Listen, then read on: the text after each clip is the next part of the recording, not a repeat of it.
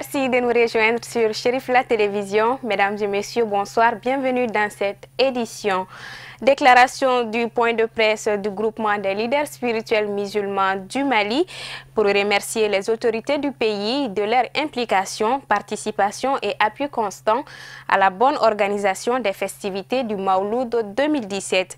Le groupement a tenu à remercier également le président de la République pour l'octroi de 150 hectares à la communauté musulmane à travers Seyd Chérif Ousmane Madani Aïdara. Écoutons Maître Ibrahim Ndiaye, chargé des relations avec les institutions. Il est au micro de Ousmane Sogoré et Seydou Niari.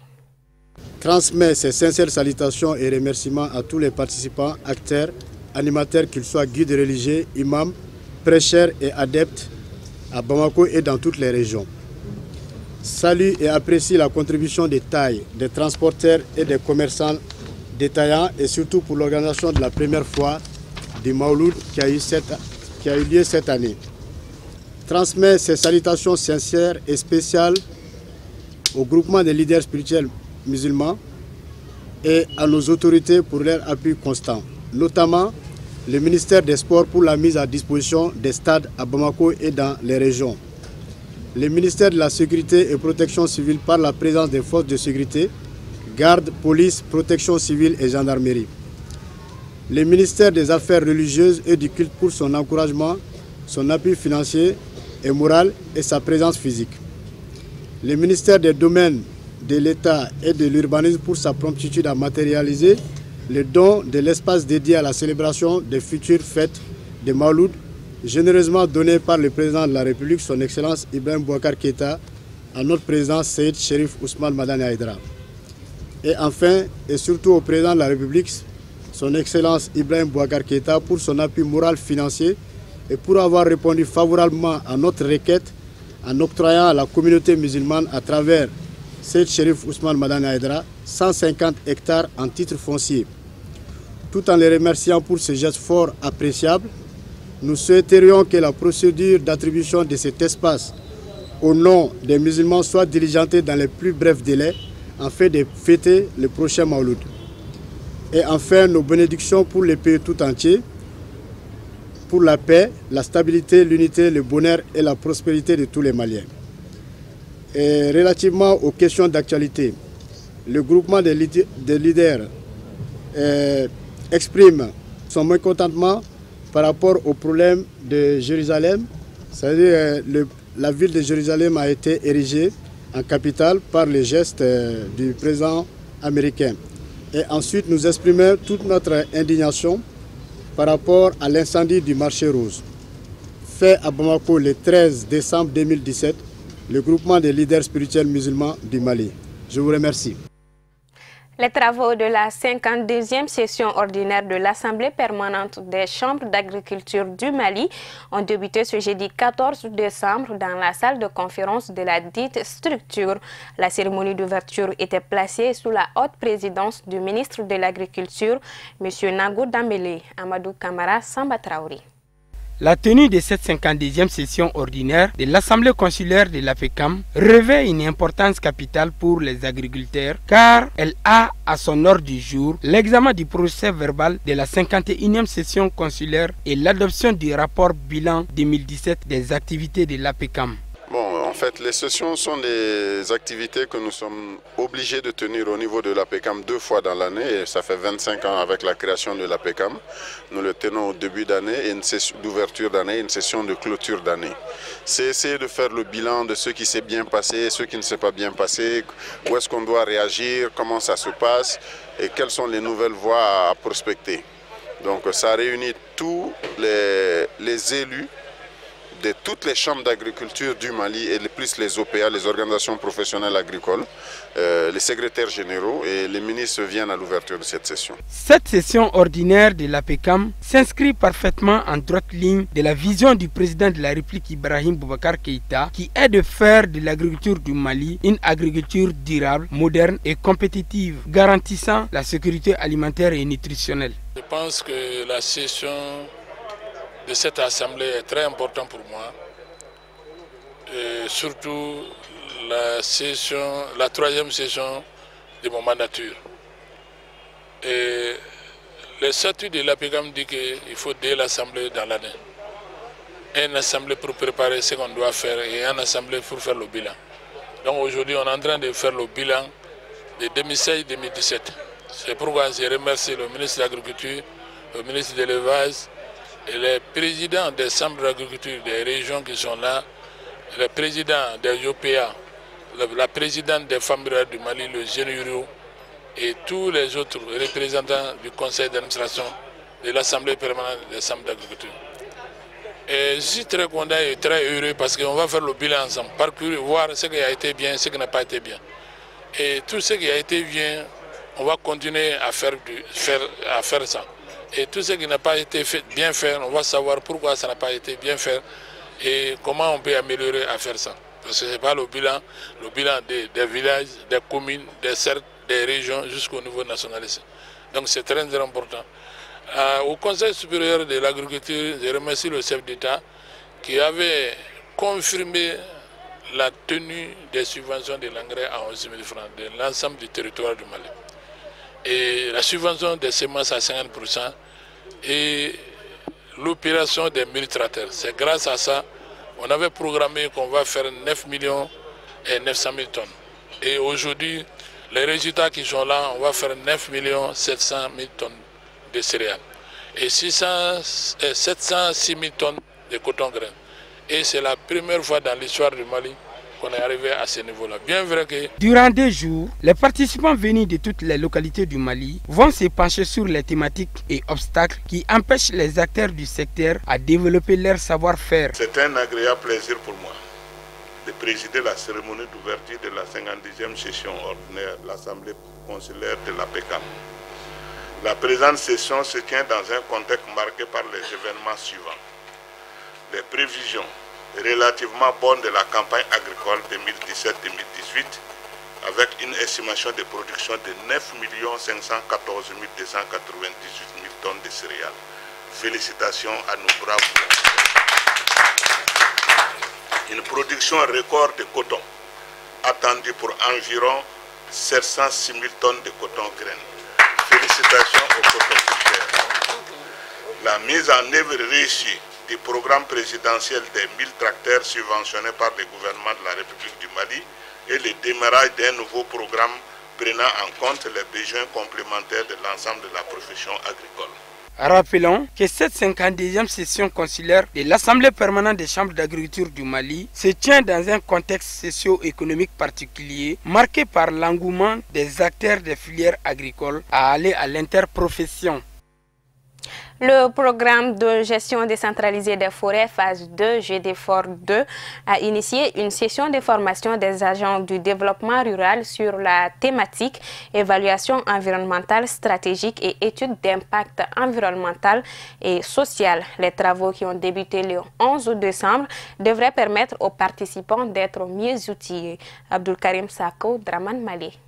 La présente session de formation vise, entre autres, selon les organisateurs, à améliorer les connaissances des agents de développement sur les procédures de l'évaluation environnementale stratégique, les contraintes liées à celle-ci et les avantages de l'étude d'impact environnemental. Il s'agit de contrôler de toutes les activités qui doivent se mener s'il n'y a pas quelque chose qui peut nuire à l'environnement. Donc l'environnement, c'est très très important dans la vie de tous les jours. Et tout ce que nous faisons, il faut prendre vraiment garde de cet environnement que nous avons tous le devoir de la préserver. Bon, on attend qu'ils restituent ce qu'ils ont appris ici. C'est le renforcement des capacités. Tout le monde ne peut pas venir. Bon, les quelques qui seront conviés à participer à des formations comme ça doivent retourner et faire la restitution et former d'autres qui sont restés derrière eux. Donc c'est pourquoi chaque fois que tu fais une formation, de retour, il faut restituer. Il faut restituer ce que tu as appris, il faut partager. C'est en ce moment que tout le monde aura les mêmes niveaux de compréhension et comme ça on pourra agir ensemble et ça pourra être efficace.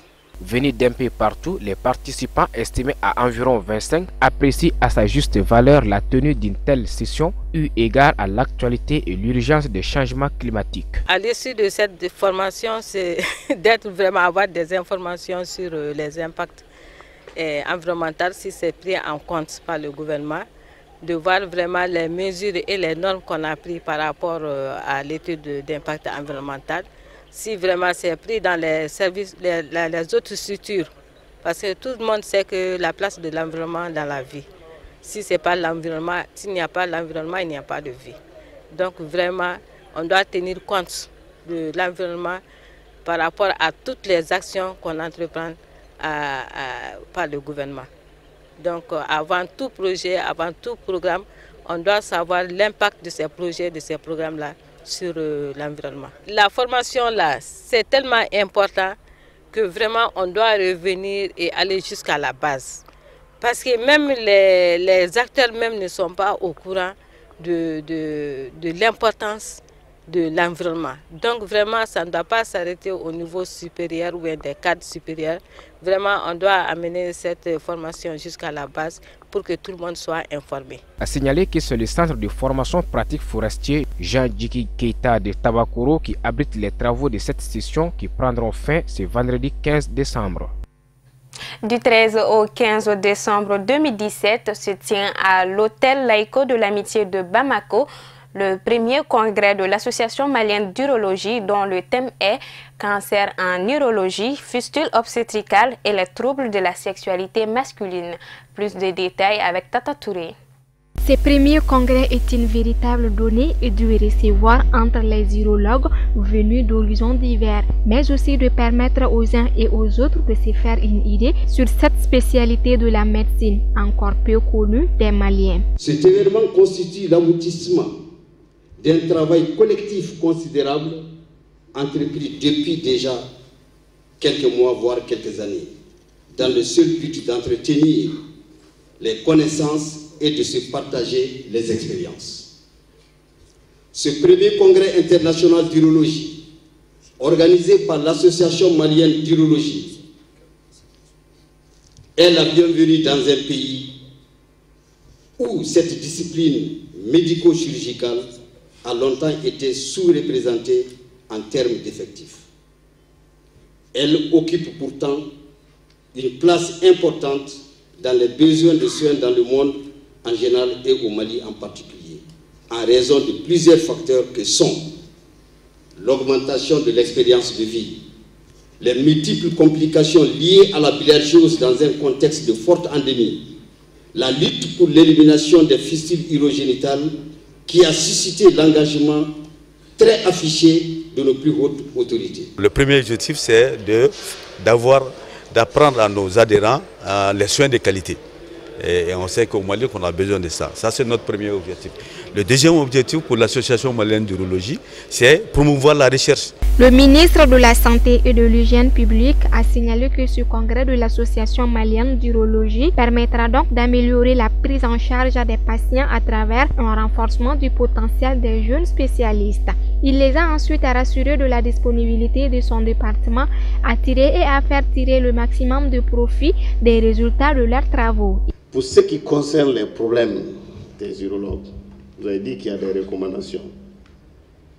Vous êtes allé voir le ministre Papa Moussakone un vendredi. Moi, je suis venu vous voir ici.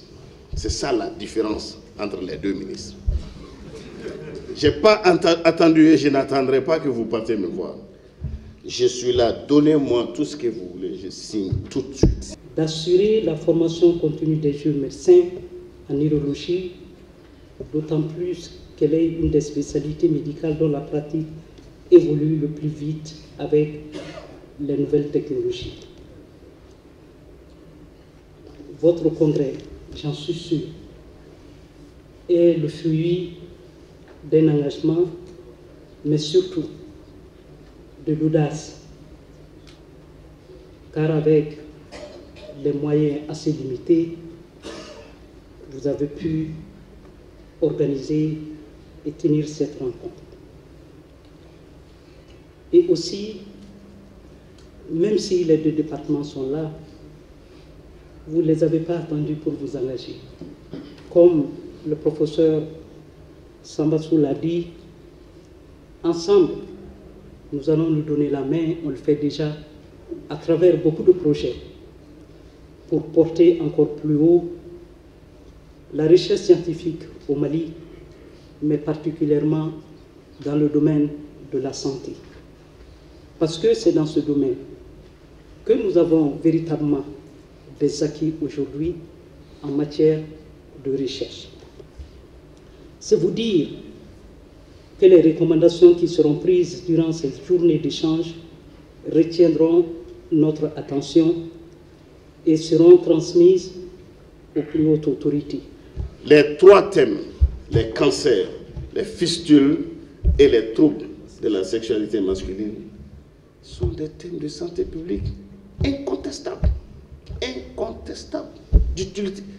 C'est partout, dans tous les foyers, dans tous les ménages, dans toutes les familles. Il y a au moins un problème qui ressemble à ça. Donc, c'est d'utilité publique, c'est une urgence sanitaire.